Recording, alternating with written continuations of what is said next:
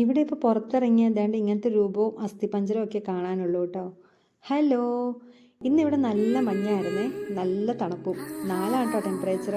അപ്പോൾ ഇങ്ങനെ മഞ്ഞാണെങ്കിൽ പോലും ഇവരുടെ ഒരു പ്രത്യേകത എന്ന് പറഞ്ഞാൽ ഇവർ ഈ ഒരു തണുപ്പത്തും അവരുടെ വാക്കിങ്ങിനും ജോഗിങ്ങിനും ഒക്കെ പോകും കേട്ടോ. എനിക്കാണെങ്കിൽ റൂമിൽ നിന്ന് പുറത്തിറങ്ങാൻ മടിയാണേ. അങ്ങനെ മഞ്ഞൊക്കെ കുറഞ്ഞു കഴിഞ്ഞപ്പോൾ ഞാൻ പുറത്തിറങ്ങിയിരുന്ന ഒരു കോഫി കുടിച്ചു. അത് കഴിഞ്ഞിട്ടൊന്ന് പുറത്തേക്ക് പോകാൻ വേണ്ടിയിട്ട് നോക്കുവാണ് കേട്ടോ. അന്നേരത്തേക്ക് ഞങ്ങൾ പുട്ടുണ്ടാക്കിയായിരുന്നേ. ചിരട്ടപ്പുട്ടാണ് കേട്ടോ. പുട്ടൊക്കെ ഉണ്ടാക്കി കടലക്കറിയും കൂട്ടി പുട്ട് തിന്നു. അങ്ങനെ റെഡിയായി പുറത്തേക്ക് ഇറങ്ങി. എന്തൊക്കെയായാലും റെഡിയായി പുറത്തേക്ക് ഇറങ്ങിയതല്ലേ, അപ്പം പിന്നെ 4 ഫോട്ടോ എടുത്തില്ലെങ്കിൽ എങ്ങനെയാ. അങ്ങനെ 3-4 ഫോട്ടോ ഒക്കെ എടുത്തു. ഫോട്ടോ ഒന്നും ഭംഗിയൊന്നും ആയില്ല. എന്നാലും സാരമില്ല, ഉള്ളത് വെച്ച് അങ്ങ് അഡ്ജസ്റ്റ് ചെയ്യാം എന്നും പറഞ്ഞ് വീണ്ടും ഞങ്ങൾ നടന്നു കേട്ടോ. നടന്ന് ഞങ്ങൾ പോകുന്നത് ബിൽക്കയിലേക്കാണ് കേട്ടോ. ഇവിടുത്തെ ഒരു വലിയ സൂപ്പർ മാർക്കറ്റാണ്. ഈ ബിൽക്കയിലേക്കൊക്കെ കയറുമ്പോൾ എല്ലാ സൂപ്പർ മാർക്കറ്റിലും കയറുമ്പോൾ എൻ്റെ ഒരു സംശയമാണ്, ഈ റൗണ്ടിൻ്റെ അകത്തേക്കൂടെ നമ്മൾ എന്തിനാണ് കയറുന്നതെന്ന്. എനിക്കിതുവരെ അത് മനസ്സിലായിട്ടില്ല കേട്ടോ. നിങ്ങൾക്കറിയാമെങ്കിൽ പറയണേ. ഇപ്പോൾ ഇവിടുത്തെ മാർക്കറ്റുകളിലൊക്കെ ക്രിസ്മസിന് വേണ്ടിയിട്ട് തയ്യാറായിക്കൊണ്ടിരിക്കുകയാണ് കേട്ടോ. ഒരു സെക്ഷനിൽ ഫുള്ള് ക്രിസ്മസ് പാപ്പമാരും ക്രിസ്മസിൻ്റെതായ എല്ലാ സാധനങ്ങളും മെഴുകുതിരികളും ചോക്ലേറ്റ്സും അങ്ങനെ എല്ലാം റെഡി ആയിക്കൊണ്ടിരിക്കുകയാണ് കേട്ടോ.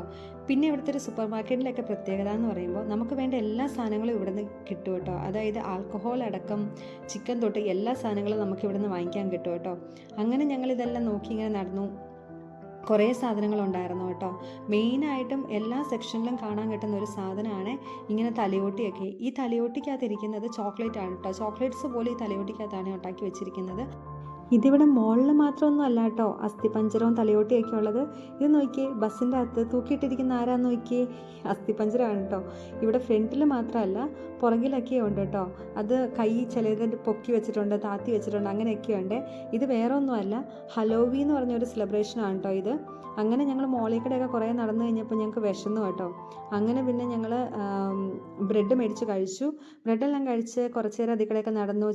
കുറേ ഇതൊക്കെ കണ്ടു കഴിഞ്ഞപ്പം ഞങ്ങൾ പുറത്തേക്കൂടെ ഇറങ്ങി കേട്ടോ. പുറത്തേക്ക് ഇറങ്ങി കഴിഞ്ഞ് കഴിഞ്ഞപ്പോഴാണ് കേട്ടോ ഈ കുഞ്ഞൻ ആപ്പിളിനെ കാണുന്നത്. അങ്ങനെ ഞങ്ങളിത് കുറച്ച് പറിച്ചു കേട്ടോ.